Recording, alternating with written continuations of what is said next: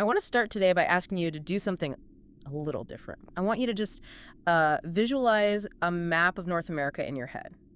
Just picture the continent. Okay. You've got the United States in the middle, huge, influential, and sitting right on top of it, massive and, generally polite, is A Canada. hat of America, as the old joke goes. Exactly. And historically, these two, they aren't just neighbors. They're like inseparable siblings in the global economy. I mean, they trade everything. Their supply chains are fused at the hip. They share sports leagues. For about 70 years, that's been the absolute baseline assumption of Western geopolitics. Right. But it is January 2026. And looking at the stack of reports and articles we have on the desk today, something is happening that honestly feels like a glitch in the matrix. It definitely defies the traditional playbook. We are watching the tectonic plates of trade shift in real time. Because we are looking at a brand new trade agreement just announced, the ink is barely dry, and it is not between Canada and the U.S. Canada and China. Canada and China. And the details are fascinating. We've got electric vehicles, we've got canola, and we have my personal favorite detail, peas. It is a very specific, slightly eclectic grocery list, isn't it? It is wildly specific. Yeah. But that is the mission for this deep dive. We need to go way beyond the headlines. This isn't just trading lobsters for batteries. It's a massive geopolitical pivot. We have tariffs flying from the Trump administration. We have these comments about Canada becoming the 51st state. Which we absolutely have to unpack. And we have Mark Carney dropping some serious philosophical bombs about how the world works now. Right. We're going to get into the why behind this move. Yeah. We need to look at the raw numbers. What is Canada actually winning here? We need to look at the cost, specifically this whole controversy over electric vehicles. And finally, we have to understand this phrase Carney keeps using, values-based realism. Because that phrase is doing a lot of heavy lifting. A lot. So let's jump right into the deal itself. The goods, literally. This is being framed by Ottawa as a huge win for Canadian exporters. What's the bottom line here? It's impactful because of the dollar signs attached to it immediately. The headline number is $3 billion. Wow. China is unlocking nearly $3 billion in export orders for Canada. Now, in the grand scheme of a national GDP, that might sound like a rounding error to some, but you have to look at who is getting that money. Context is everything. $3 billion isn't just generic cash. It's livelihood for specific sectors. Who are the winners here? We are talking about targeted relief for farmers, fishers, food processors. Historically, whenever trade wars flare up, these are the people who get hit first. The soft underbelly. Exactly. If you want to hurt a country politically, you stop buying their soy or their pork because those producers feel the pain instantly. Right, because crops rot. Yeah. You can store a microchip or a slab of steel for a year if you have to. You can't just store a live lobster indefinitely. Precisely. So this agreement explicitly removes discriminatory tariffs on a very strict list. Canadian canola meal, lobsters, crabs, and peas. Okay, stop there. We have to talk about the peas. I mean, lobsters, I get, that's the Atlantic economy. It's iconic. Canola is huge for the West. But peas? Why are peas a geopolitical pawn? I know, it sounds funny to say peas in a serious tone, but peas are actually a powerhouse in the Canadian agricultural portfolio. Really? Yeah, Canada is one of the world's largest producers of dry peas. They aren't just for soup anymore. They're crucial for protein isolates. Think plant-based meats, protein powders, livestock feed. The global demand for plant protein is skyrocketing, and China is a massive buyer. Getting tariffs lifted on peas is huge for producers in Saskatchewan and Alberta. So it's not just a side dish, it's the global protein supply chain. It's a strategic commodity. And for the folks on the ground, this is a lifeline. The agreement says these tariffs are lifted starting March 1st, and the status is guaranteed until at least the end of the year. That timing, March 1st, that's not random, is it? No, it matters immensely. Think about the calendar of a producer. If you're a farmer, you're buying seeds right now. You're planting your acreage. You need to know you have a buyer. You need to know you have a buyer before you spend millions to harvest the product. This deal gives them immediate certainty for the coming season. And certainty is probably the rarest commodity in the world right now. So, looking at the Canadian side of the ledger, they get a $3 billion release valve for their resource sector. That's the win. Right. But international trade isn't a charity. What is Canada giving up? This is where we get into the friction. To get that market access, to sell the peas and the lobsters, Canada had to give something up. And the trade-off is cars, specifically Chinese electric vehicles. Which is a radioactive topic right now in North America. It is highly contentious. Under this deal, Canada is reducing its tariffs on Chinese EVs to allow them into the Canadian market. And this caused an immediate political firestorm, particularly from Ontario Premier Doug Ford. Right, we saw the clips. Ford came out swinging. He urged Mark Carney not to sign this. What was his specific fear? His fear, and it's a standard argument in industrial policy, is the flood. Doug Ford is arguing that if you lower the tariffs, cheap Chinese imports are going to flood the Canadian market. Because they're subsidized. Heavily subsidized by the state, and they could produce cars at a price point that Western manufacturers just wanted.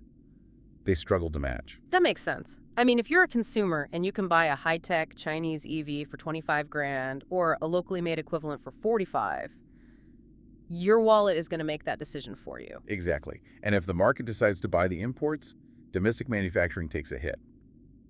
Ford is worried about auto plant jobs in Oakville, Windsor, and Oshawa. So he sees this as selling out the manufacturing heartland to help the farmers and fishers. That's the argument. So how do Carney and the negotiators justify this? Are they just sacrificing the auto workers? They argue that Ford is ignoring the fine print. They claim this isn't a flood, it's a controlled trickle. The deal includes a strict cap. A cap. The tariff reduction only applies to 49,000 vehicles. 49,000. Let's pause on that number. Is that a lot? I mean, it sounds like a lot of cars. In the context of the Canadian market, no, it's actually quite small. Carney was very specific about this math in his briefing. Canada sees about 1.8 million new car sales annually. Okay. So 49,000 vehicles represents less than 3% of the total market. Okay, so the argument is, relax, it's less than 3%. It's enough to satisfy China, but not enough to bankrupt Ford or GM Canada. Exactly. It's a pressure release valve. You give China a win, they can put on a billboard, we have access to the North American market. Yeah. But you cap the volume so it doesn't disrupt the integrity of your own manufacturing base. It's a calculated risk, but there was a sweetener attached to this, right? It wasn't just, we'll take your finished cars. Correct. And this is the part that plays the long game. Carney stated the agreement is expected to spur substantial Chinese investment directly into Canada's automotive sector within the next 3 years. So the pitch is, build your factories here if you want to sell more. That's the strategy. We take 49,000 built units now, but you bring your capital, your battery technology, and your supply chains and build the next generation here. It's an attempt to turn a threat into an asset. Exactly. Instead of fighting the Chinese EV tech, they want to import the factories that make it. It sounds smart on paper, but it relies on trust that the investment will actually show up. And geopolitics, trust is always the variable that can blow up the equation. Which brings us to the bigger picture. We can't really understand this deal if we just look at Canada and China. We're ignoring the giant elephant in the room. Oh, absolutely. You cannot separate this from the United States. This entire deal is, in many ways, a response to the political climate in Washington. We mentioned at the top that it's January 2026. President Trump is back in the White House, and the tariff stick is out. For both Canada and China. Now, usually the Canadian playbook when the U.S. gets aggressive is to appease. You try to smooth things over, you remind them, hey, we're your best friends, and you try to get an exemption. But that didn't happen this time, or didn't work. No, because the rhetoric coming out of Washington has been unprecedented. The Trump administration actually floated the idea that Canada could become the 51st state. The 51st state. I mean, just linger on that for a second. As a Canadian official, hearing that, Yeah. it has to be jarring. It sounds like a threat to your sovereignty. It creates a psychological break. Yeah. That is the only way to describe it. If your protector starts talking about essentially absorbing you, they stop being a protector and start being a risk. It forces you to look at the map and say, okay, if the U.S. is going to be this volatile, we cannot have 75% of our economy tied to them. It forces a diversification strategy not out of ambition, but out of fear.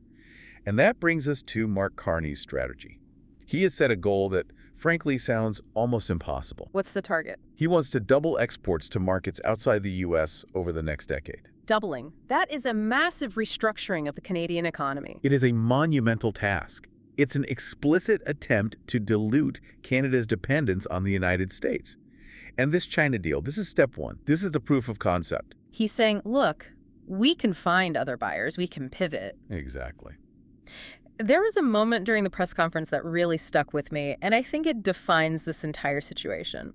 A reporter asked Carney about the reliability of these partners. It was the headline moment for sure. His answer was, Well, it was shocking for a Western leader to say out loud about the United States. He was asked if China was now a more reliable partner than the United States. And she didn't say no. He did not say no. He said the relationship with China has become more predictable in recent months. More predictable. He is calling an authoritarian single-party state more predictable than the world's oldest continuous democracy. That is a scathing indictment of the current state of U.S. politics. It's a pragmatic assessment, though, Carney is saying. With Beijing, it's transactional. They want the peas, we give the peas, they lower the tariff. The rules are harsh, we might not like their system, but the rules are written down. Right. With the current Washington administration, the rules change based on the mood of the day. That word predictability is doing so much work there. Business hates chaos. And if democracy is bringing the chaos and the authoritarian regime is bringing the contracts, money flows to the contracts. That is the scary reality for the Western alliance. Reliability is a currency, and right now the U.S. is devaluing it. But this brings us to the moral dimension. Because you can't just trade with China and pretend everything is fine. You have the surveillance state, human rights abuses, tensions over Taiwan. How does Canada square that circle? Well, this is where Carney's philosophy comes in. Values-based realism. It sounds a bit like corporate buzzwords. Break that down for us. Is that just a fancy way of saying we sold out for the cash? Carney would argue absolutely not. He quotes the old adage, "We take the world as it is, not as we wish it were." Okay, that's the realism part. That's the realism. It acknowledges that China is the second largest economy on Earth. You cannot ignore them. You certainly can't ignore them when your main trading partner is threatening you. You have to sell your resources to survive. Okay, so realism equals we need the money and the markets. What about the values part of it? How do you keep your values while signing that deal? The values part is where the compartmentalization happens. Carney was very careful to state that during his talks with President Xi, he did raise human rights concerns. He specifically mentioned democracy, territorial integrity, and the right to self-determination. So the strategy is we can walk and chew gum at the same time. I can sit across the table, tell you I disagree with your treatment of dissidents, and then in the next breath, sign the contract for the canola meal. Precisely. Critics will call it hypocrisy. Proponents, and Carney is leading this charge, call it survival. If Canada only traded with countries that perfectly aligned with its values. Who's left? Who is left? Luxembourg? Maybe New Zealand?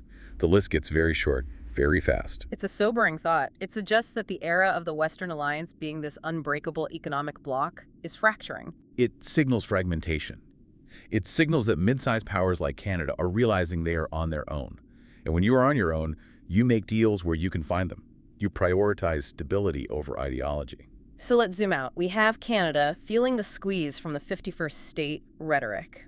They execute a pivot to China, unlocking $3 billion for their farmers and fishers, immediate cash for lobsters and peas. All right.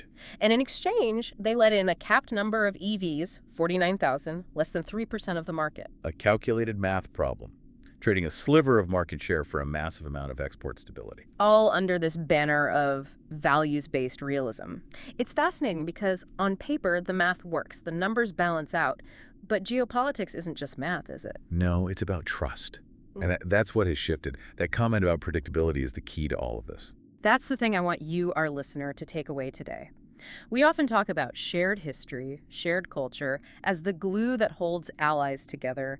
Canada and the U.S. have all of that. But this deal suggests that in 2026, the most valuable currency isn't history. It's predictability.